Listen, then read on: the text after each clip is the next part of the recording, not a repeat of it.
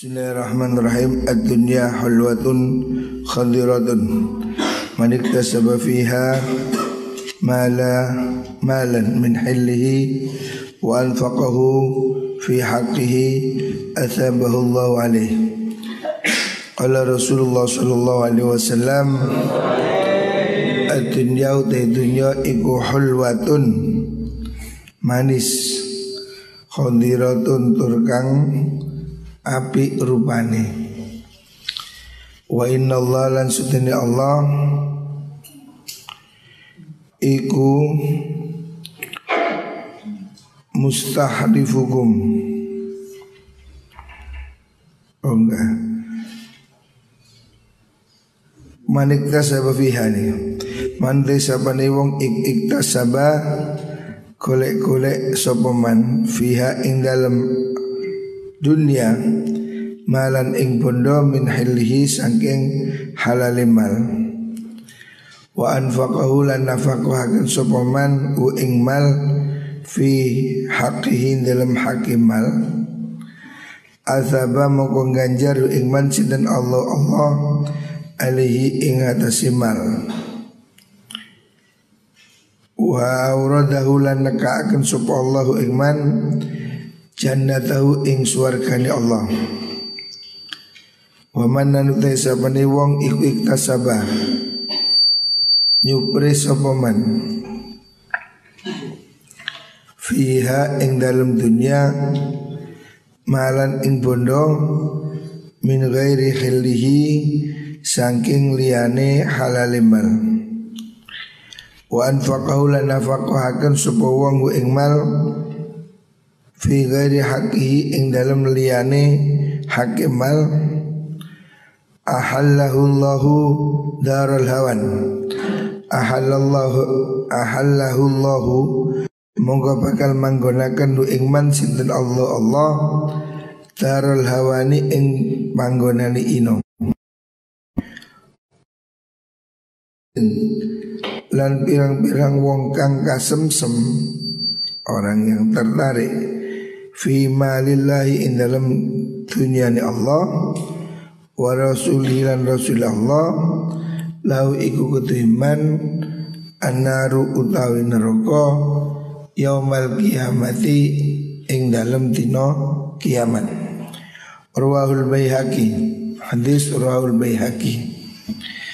Di Rasulullah sallallahu alaihi wasallam mengibaratkan dunia ini seperti buah-buahan yang manis. Buah-buahan itu seger, hijau, menyenangkan, tetapi segera layu, ya. Artinya tidak ada yang abadi. Buah apa jambu, buah apel kelihatannya ranum, hijau, manis. Kalau sudah dipetik tidak akan bertahan lama, pasti akan segera rusak. Seperti itulah dunia, ya. Dunia ini tidak tahan selamanya, pasti akan berakhir. Siapa yang hidup di dunia ini mengambil harta dengan cara halal dan dia belanjakan di jalan yang benar, dia akan dimasukkan Allah ke dalam surga. Sebaliknya siapa orang yang di dunia ini ngawur, cari harta tidak halal dan dibelanjakan di jalan yang tidak benar, akan dimasukkan Allah ke dalam neraka, darul hawan, tempat kehinaan. Wa rubba mutakhawwidin fi malillah wa rasuli lahu nar yaumal qiyamah. Banyak orang yang mengelola, ya, kepingin mengambil dalam harta Allah dan Rasulnya, maksudnya harta-harta yang harusnya digunakan untuk jalan kebaikan dipergunakan secara tidak sah, dia akan masuk neraka pada hari kiamat. Makanya harus hati-hati mengelola amanah, harta wakaf, harta anak yatim, jangan sembrono, ya. Sebab itu pertanggungannya berat di hari kiamat. Rawahul Baihaqi. Selanjutnya qala Rasulullah sallallahu alaihi wasallam, ad-dunya ardun hadirun. Ad-dunya utai dunya iku ardun bondo hadirun kang hadir. Dunia ini harta yang nyata, fakta. Yakulu mangan minha saking dunia sop albirru wong bagus, wal fajiru lan wong kang lacut. Siapapun punya hak berkompetensi di dunia ini, orang baik, orang jahat, semuanya ambil bagian ya. Semua makhluk di muka bumi diberi kesempatan yang sama oleh Gusti Allah ya. Jadi dunia ini tidak memandang orang mukmin atau kafir, semua diberi kesempatan ya. Di dunia Allah memberi mereka titipan harta ya, disebut dengan ardun. Ardun sesuatu yang ya, harta yang dipergunakan ya. Harta yang didapatkan di dunia ini bisa dinikmati oleh al-barr wal fajir. Orang baik, orang jelek, semua diberi rezeki. Tetapi wal akhiratu te akhirat iku wa'dun janji sodikun kang temen. Tapi kalau akhirat itu janji Allah hanya untuk orang mukmin. Yahkumu kang hukumi fiha ing dalam akhirat sapa malikun ratu adilun kang adil. Yuhaiku menerakan sapa malik al-haqqa ing perkara kang bener, wa yubtilulan batalaken sapa al-malik al-batila ing perkara kang batal. Fakunu mongko ana sira kabeh iku abna al-akhirati pira-pira anak akhirat. Wala takunu lan ojo ana sira kabeh iku abna ad-dunya pira-pira anak dunia. Fa inna kullu ummin sedune saben-saben ibu iku yatbau anut ha ing ummin sapa waladuha anake ummun. Jadi dunia ini kata Rasulullah sallallahu alaihi wasallam semua orang diberi bagian. Makanya tidak heran orang-orang kafir mungkin hidupnya di dunia ini malah lebih mewah. Orang-orang yang jahat bisa jadi di dunia ini dapat kesempatan lebih hebat.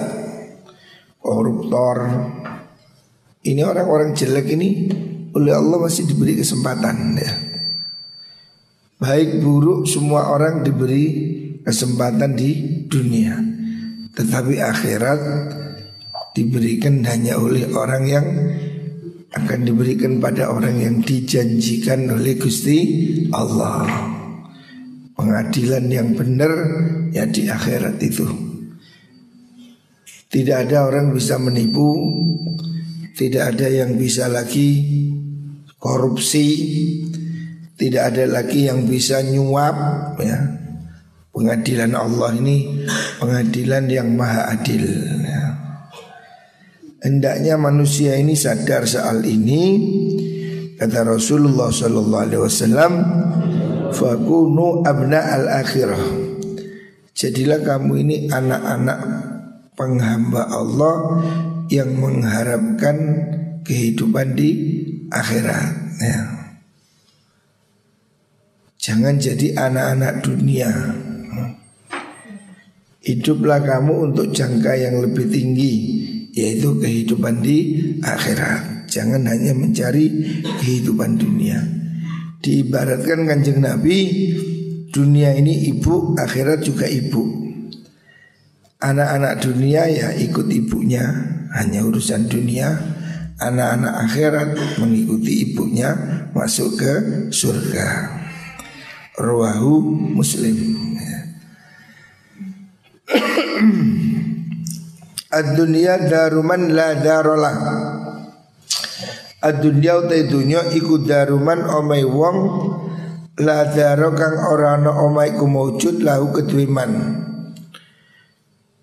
Dunia ini rumah untuk orang yang tidak punya rumah.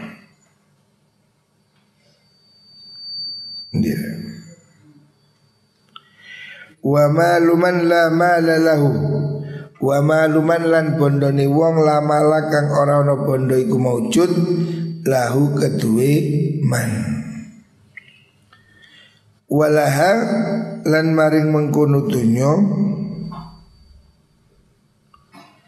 ya jema'u ngumpulaken sapa man wong la akla kang ora ana akal iku mujud lahu kedue man. Maksudnya dunia ini ya tempat tinggal yang sementara. Tempat tinggal selama-lamanya itu adalah surga. Dunia ini tidak ada yang abadi.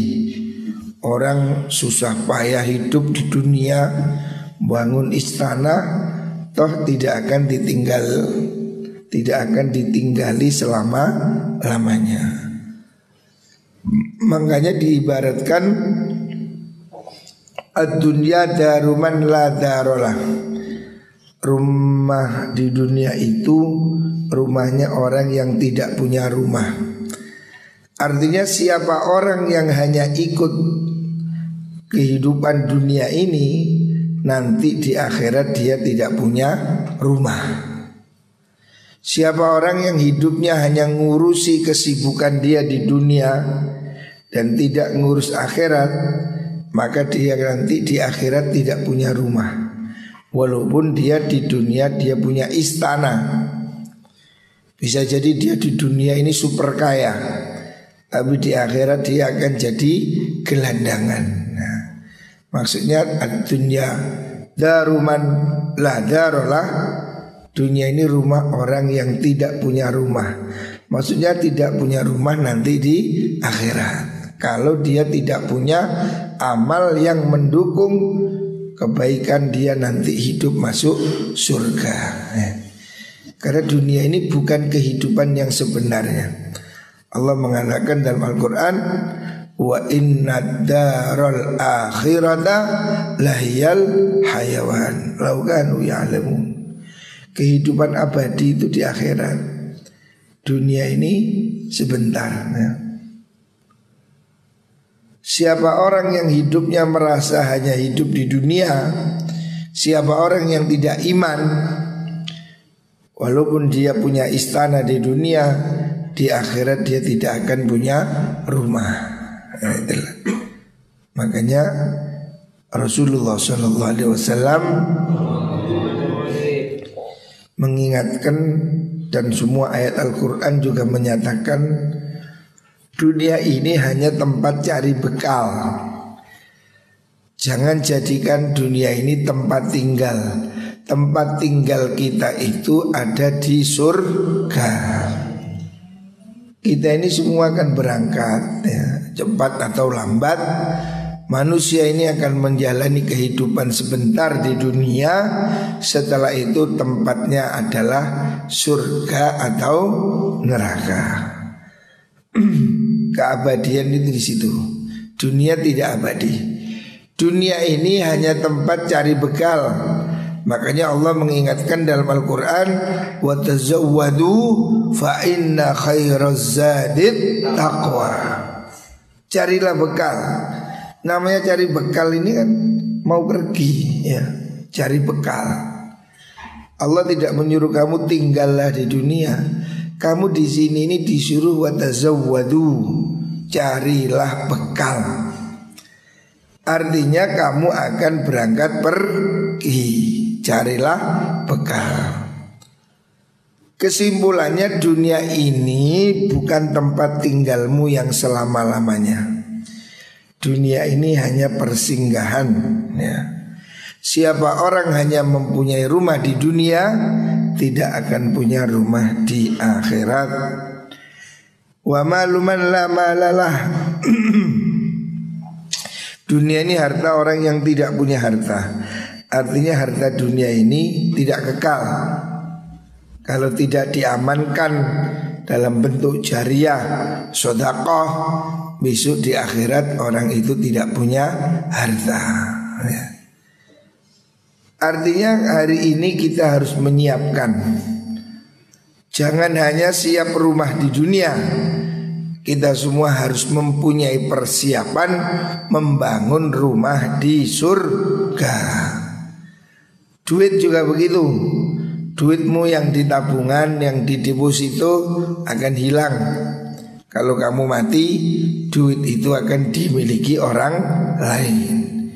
Tapi duit yang kamu miliki, duit yang kamu sedekahkan, duit yang kita wakafkan, kita jariahkan, itu akan jadi uang kita, menjadi nikmat kita besok ketika kita di akhirat. Makanya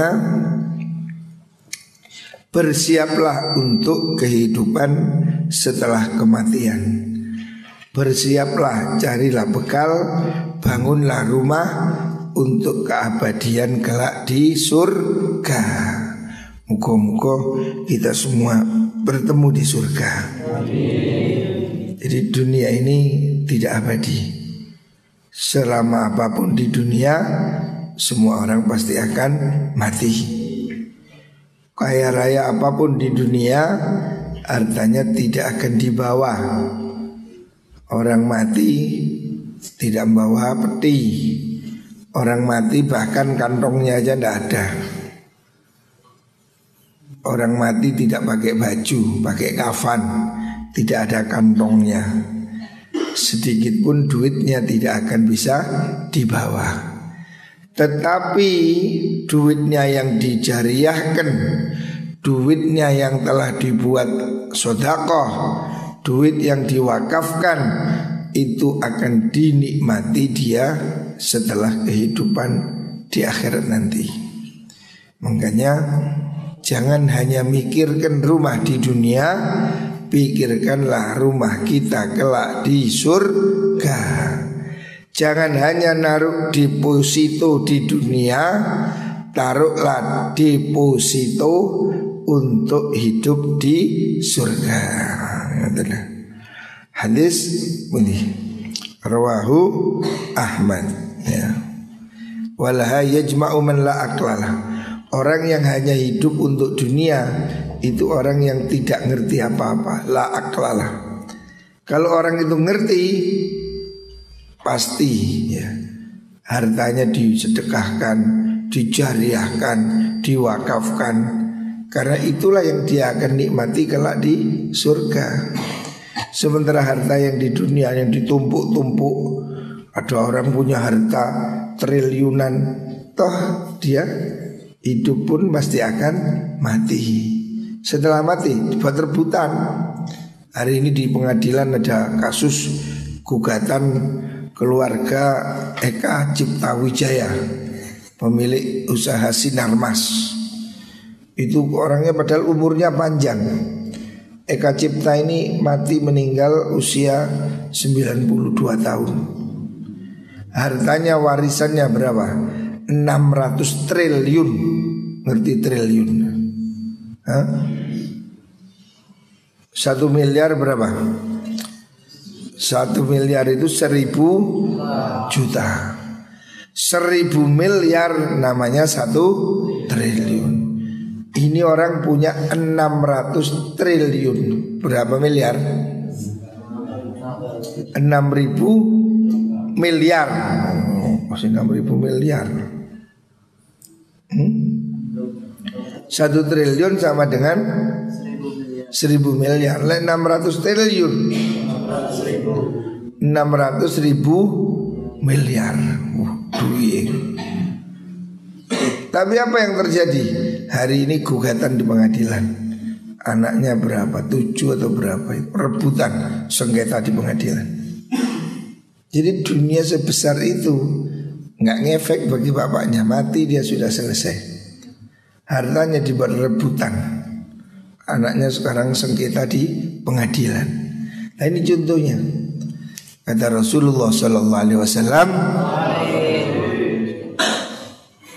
dunia ini dikumpulkan oleh orang yang tidak punya akal. Artinya kalau dia sadar, umpamanya dia beriman, 600 triliun itu diwakafkan lah 100 triliun, bikin 1000 masjid, 1000 pesantren. Wah itu kaya raya dia di surga. Tapi kalau ditinggal di dunia, ya sudah berujung ke pengadilan. Kalau sudah masuk pengadilan ya alamat ya. Alamat semuanya babak belur. Ya sudah uang lawan uang, yaitu bancaan. Habislah harta itu sia-sia. Makanya kumpulkanlah di dunia ini bekal.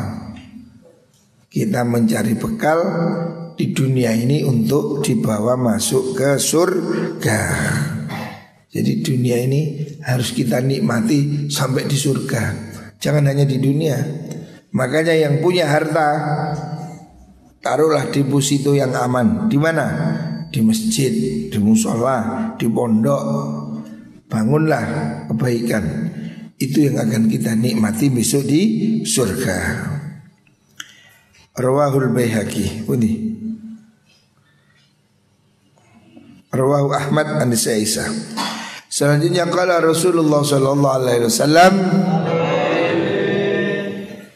ad-dunya kulluha mata'un wa khairu mata'id dunya al-mar'atu salihah. Rawahu Nasa'i. Ad-dunya utawi dunya kulluha sakabehane dunya iku mata'un, kesenangan. Dunia ini hanyalah kesenangan, walaupun kelihatannya kemewahan, tetapi disebut dengan mata'un. Mata'un itu sesuatu yang rendah, sesuatu yang hanya untuk kesenangannya. Wa khairu mata'id dunya utai luwih bagusi bondo dunia iku almar'atu wong wadon as-salihatu kang salihah. Ya. Dunia ini penuh kesenangan ya. Orang dunia ini harta itu akan membuat kamu jadi bisa bersenang-senang, walaupun mungkin belum tentu bahagia. Dunia ini bisa untuk membeli kemewahan.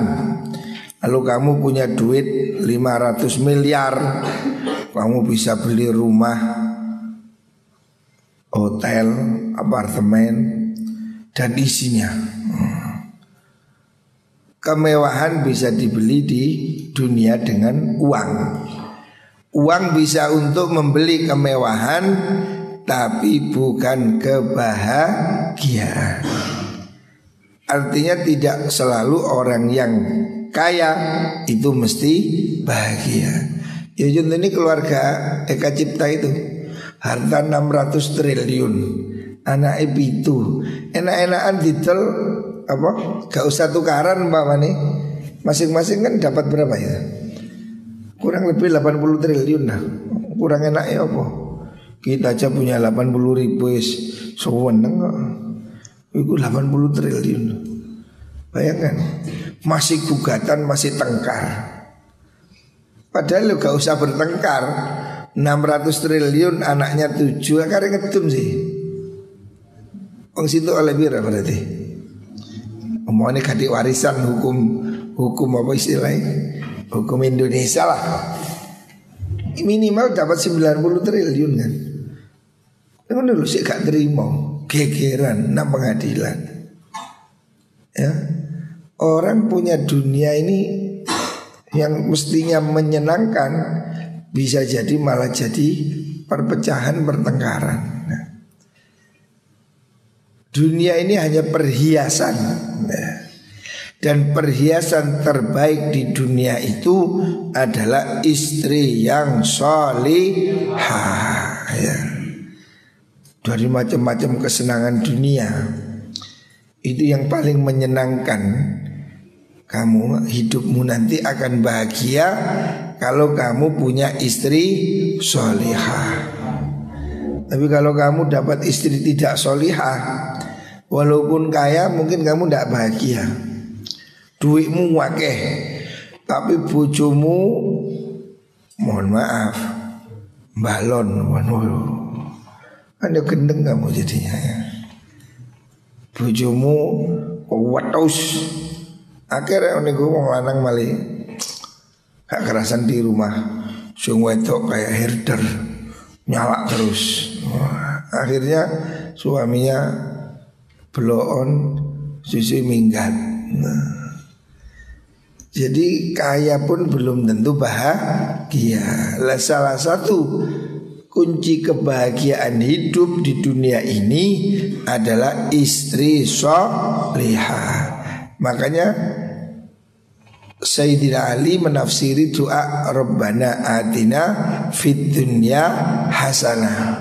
Fid dunya hasanah ini kata Sayyidina Ali yang dimaksud diantaranya adalah al-mar'atu sholihah. Istri sholihah itulah bagian dari kenikmatan hidup dunia.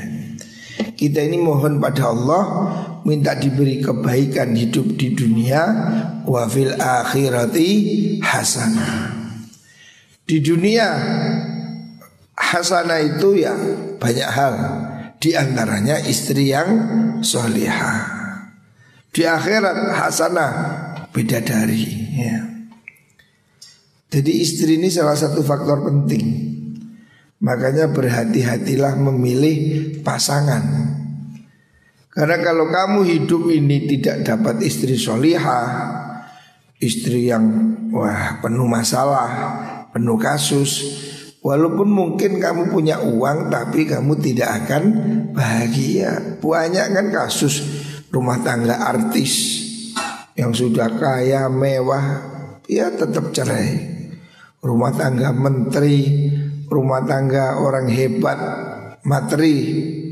Secara materi mereka hebat, tapi hatinya tidak bahagia. Makanya banyak kasus perceraian. Artis, banyak sekali. Artis cerai. Padahal secara akal mereka ini berkecukupan, cantik, ganteng, kaya, tidak ada kebahagiaan, cerai.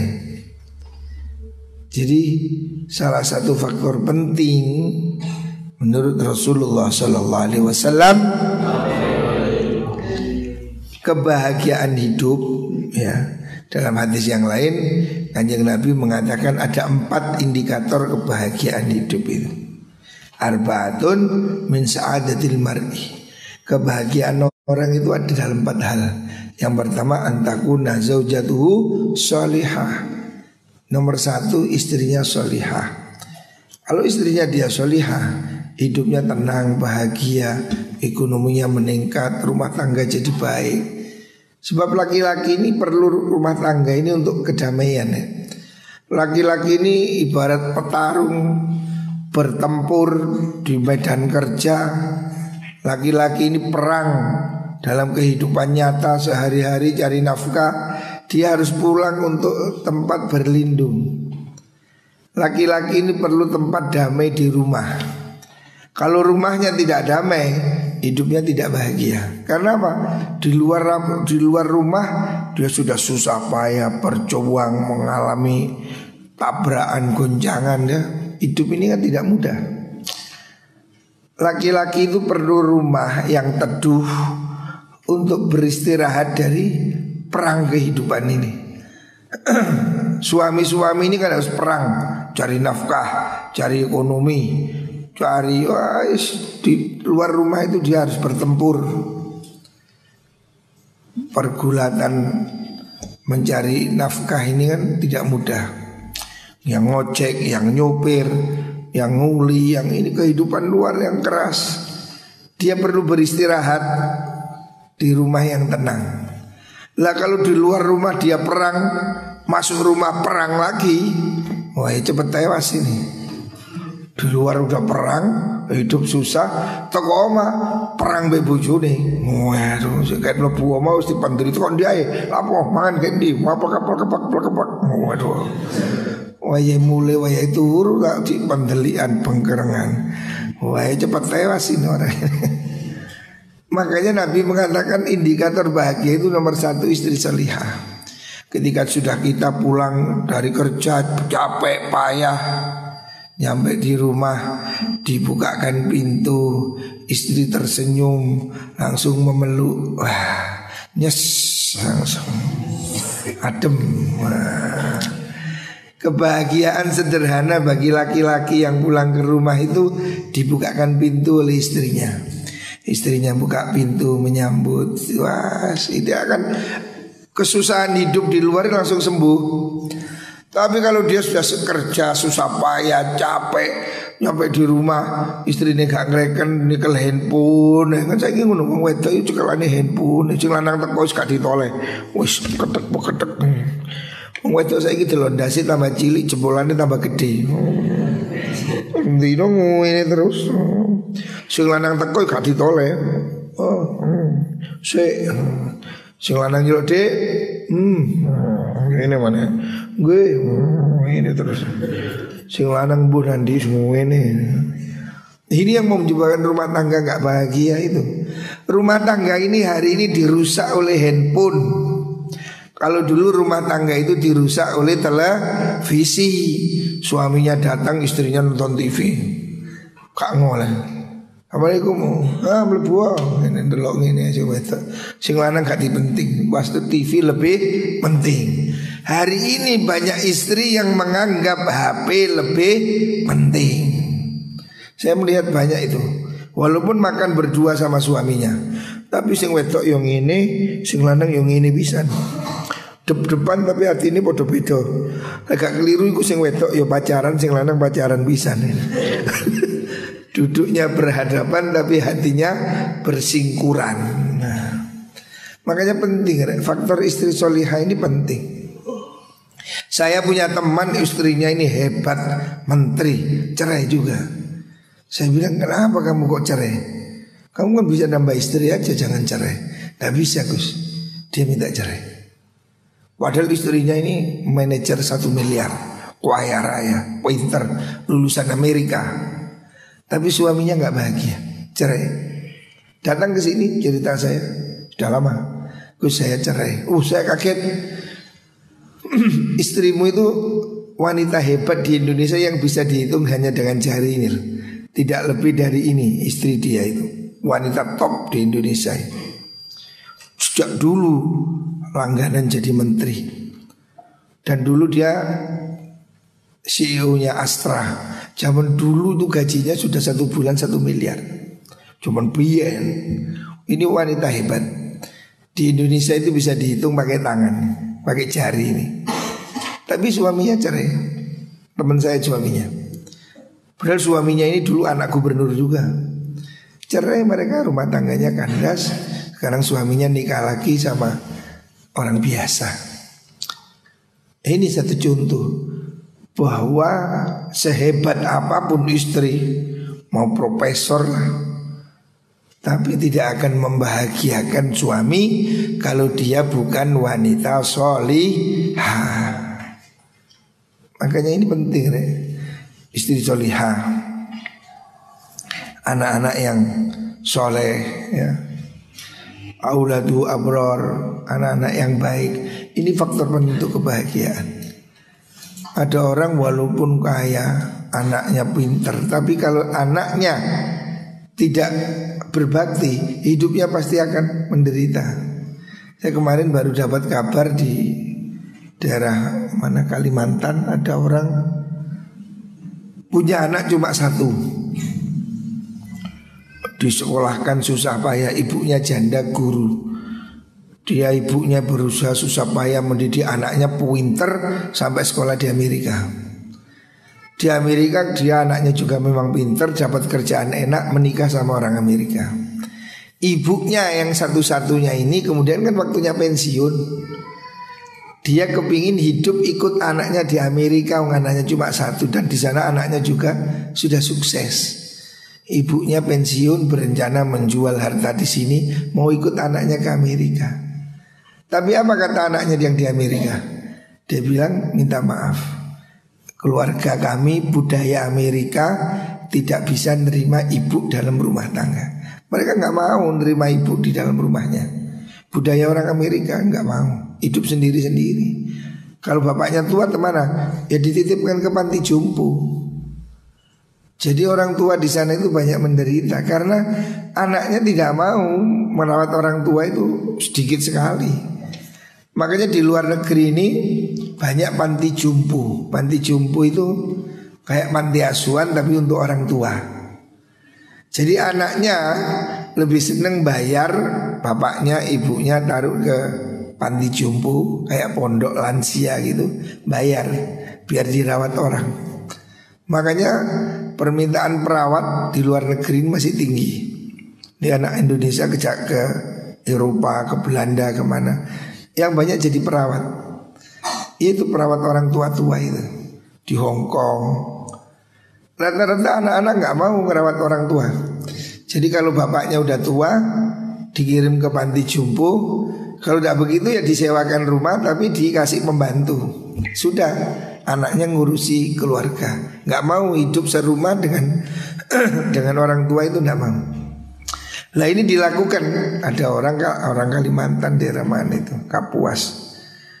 Anaknya di Amerika, ibunya ini sendiri kepingin pensiun ikut anaknya yang disekolahkan dengan susah payah sampai sekarang kerja di Amerika. Jawaban anaknya, mohon maaf, budaya kami di Amerika tidak bisa menerima hadirnya orang tua di dalam rumah. Jadi anaknya itu lebih baik dia ngirimi uang ibunya.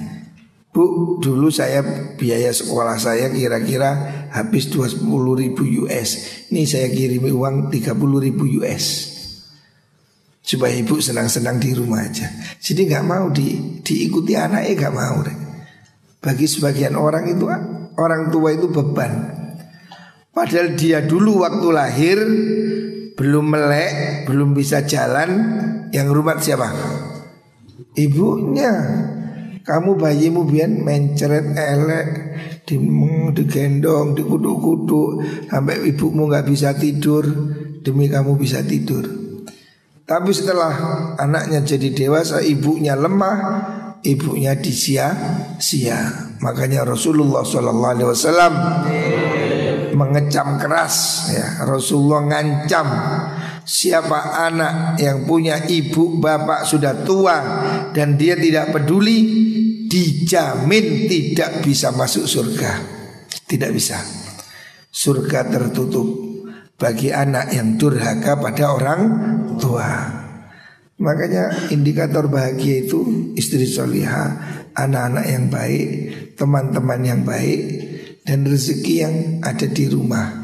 Gak perlu pergi kemana-mana. Itu indikator bahagia menurut Rasulullah SAW.